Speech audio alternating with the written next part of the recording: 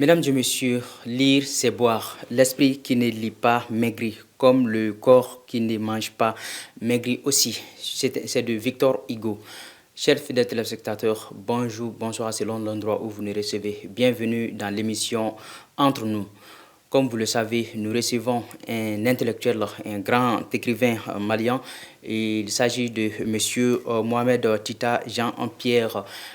Il a écrit l'œuvre intitulée Des gravures rupesques de Souk Tadmeka. M. Mohamed Tita Jean-Pierre, bonjour. Bonjour. Vous êtes chevalier de l'ordre national. Vous avez été également enseignant, gestionnaire du patrimoine culturel, journaliste à l'agence malienne de presse et de publicité AMAP. Également, vous avez joué un rôle, vous avez travaillé au niveau de l'Office de la radio, diffusion et télévision du Mali, ORTM, au studio Tamani également. Vous avez été également consultant à la communication de l'ANICT et aussi chef de la mission culturelle de Souk Tadmeka également. Vous avez été aussi 3 fois membre du jury de la Biennale artistique et culturelle du Mali.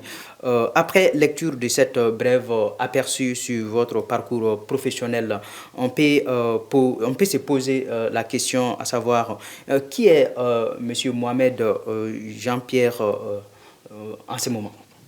Bon, en ce moment, je suis à la retraite. Il faudrait ajouter aussi que je fus archiviste, je fus documentaliste et je fus aussi bibliothécaire pendant longtemps. Et présentement, je suis chercheur malien, chercheur dans le domaine de la culture. Et à ce titre même que j'ai été membre plusieurs fois du jury de la Biennale. D'accord. Qu'est-ce qui vous a poussé à écrire cet ouvrage aujourd'hui? Alors, c'est très simple. Souk Tadmeka est un site qui a vécu du 8e au 15e siècle. C'est un site dans lequel, au 10e siècle, par exemple, c'est confirmé par l'archéologie, c'est dit par les chroniqueurs arabes. En ce temps, la monnaie était de l'or, les gens s'habillaient de soie. Et Souk a une tradition que les gens doivent connaître. Les habitants du site eux-mêmes, ils ne connaissent pas ces gravures en profondeur parce que dans la culture du milieu, les populations ont la phobie, ils ont peur des anciens sites d'habitation, des ruines, ils disent que c'est hanté. Donc ils viennent abreuver les animaux entre 9h et 14h, 15h, ils retournent. Ils n'ont pas le temps d'accéder aux gravures qui sont sur les éperons rocheux, qui sont au sommet de la montagne. Ils n'ont pas le temps de monter des gravures, de graver pour voir ces gravures, ils n'ont pas ce temps. Donc c'est méconnu. Et j'ai eu la chance d'avoir vécu dans le milieu depuis ma tendre enfance. J'ai eu la chance d'être chef de mission culturelle de Souk Tadmeka du site même. Et j'ai eu à loisir le temps de prospecter, de comprendre et de connaître. Et je vais partager cette connaissance avec le reste du monde à travers ce livre. D'accord. Parlant toujours de ces livres, nous avons vu que sur le plan historique, plusieurs chroniqueurs auraient parlé de Souk Tadmeka, cette ville historique. Parlez-nous un peu sur le plan historique. Bon, je le disais tantôt, c'était une ville du temps, que ce soit du 10e au 15e siècle, une ville plus grande que Gao, plus grande que Ghana, n'est-ce pas? Qui étaient des villes prospères, grandement connues à travers le monde. C'était une ville dont l'affluence était tellement que les 385 puits étaient insuffisants pour abreuver des milliers de dromadaires qui arrivaient. Par exemple, il y avait 12 000 chameaux qui venaient régulièrement avec des marchandises en provenance du Mali. Tous les jours, il y a 200 dromadaires qui venaient apporter du sel.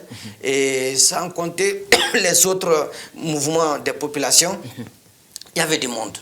Et c'était une cité extrêmement prospère qui a disparu. Et c'est pour cela que je voudrais faire aussi connaître ce livre. Alors, je disais que l'ouvrage des gravures rupestres de Souk Tadmeka a été publié en 2024, en janvier. Pour vous rappeler également que ça a été publié dans l'édition L'Harmattan.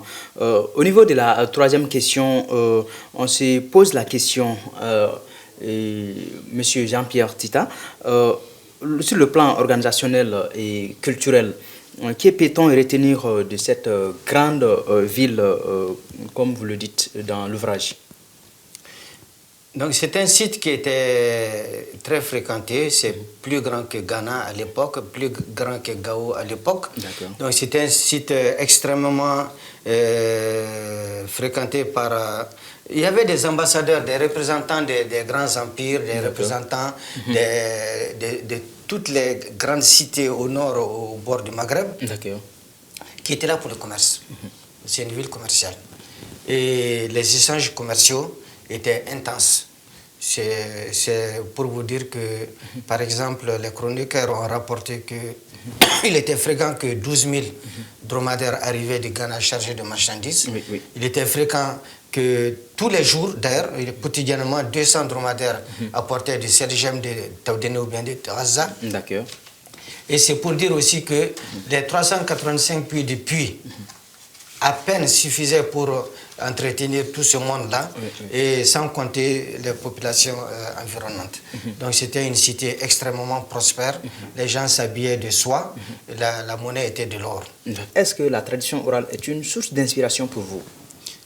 Ça c'est obligé, la tradition, on se réfère toujours à ce que nos anciens ont dit, on se réfère toujours à ce que la culture retient du site. Et il est dit par exemple que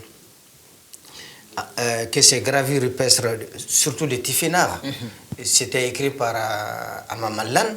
Amamalan était un personnage mythique qui était extrêmement intelligent, et un savant de l'époque, et